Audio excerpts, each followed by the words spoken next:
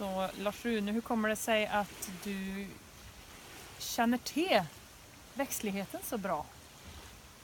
Ja, jag är intresserad av det och studerat. När man blir gammal så ändras intressena. Så att jag har alltid varit intresserad av natur. Och jag är ju född på landsbygden och jobbat med det hela tiden. Jag har inte gjort någonting annat än jobbat med jord och skog och djur.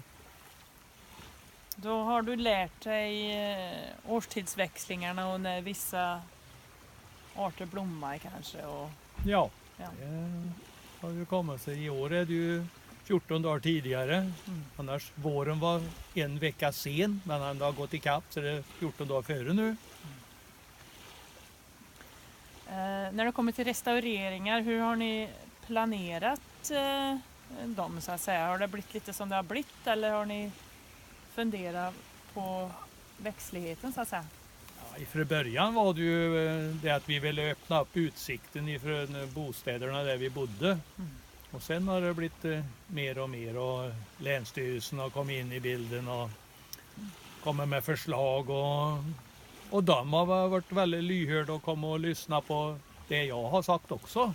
Så de har ju faktiskt haft kurser här tillsammans med mig och Johan.